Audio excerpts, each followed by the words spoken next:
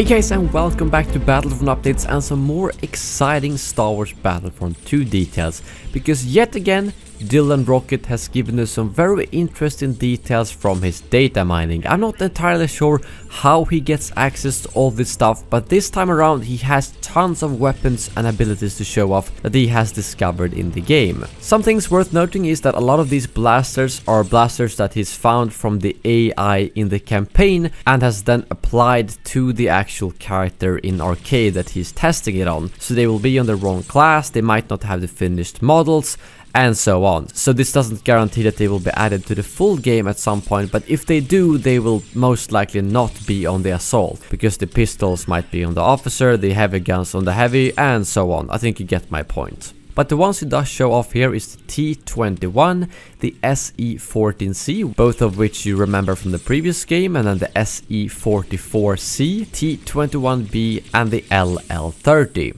And this shows that there are already semi-functional weapons in the game that they can hopefully add in future seasons to give us a little bit more variety in terms of blasters. And on top of that, he actually managed to use this C2B5, which is an Imperial droid. As you can see, the model is not at all finished, but at least it shows that the kind of functionality we had in the previous game, where we could call down a droid that kind of goes around killing people, might potentially come to this game in the future as well. And then we actually have the return of the BACTA bomb. Again, nothing official, but he managed to find the BACTA bomb in the files of Battlefront 2.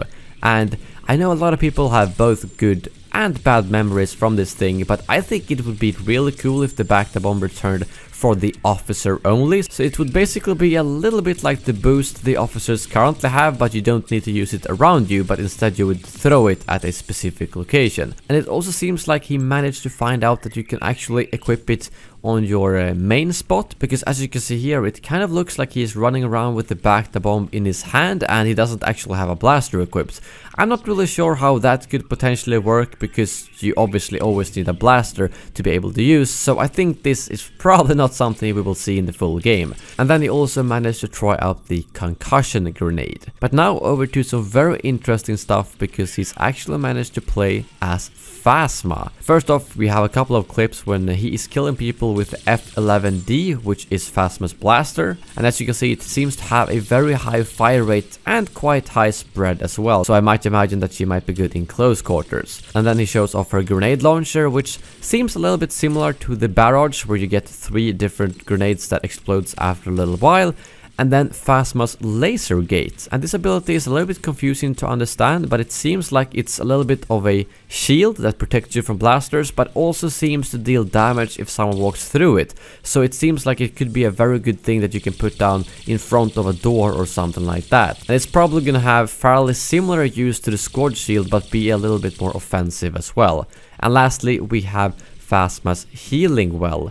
This ability I don't understand at all, because he says in the video that it's called a healing well, but it kind of looks like something that will shock enemies going nearby, so I'm not really sure if this will actually heal, damage enemies, or maybe potentially do both. But those are all the things that he managed to show off in the video, and just that is actually quite a lot of content. And although, again, none of this is official, it's probably not final either, and we'll see plenty of changes before this is potentially published.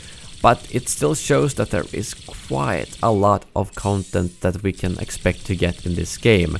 I mean, we have all of this, plus all the customization that I've shown you before, and that alone is so much more than the data mining that we got for the previous game. And it makes me extremely hopeful for the future and all the free content that we will get. I mean, sure, they will reintroduce microtransactions in some way, but they've also promised that all content will be free. Sometimes you might have to grind some credits for it, which is fine, but everything that you're seeing now will be in your reach at some point probably. But again, not official, might come, might not come, but Phasma is for sure coming next week. Thank you very much for watching, and as always, may the Force be with you.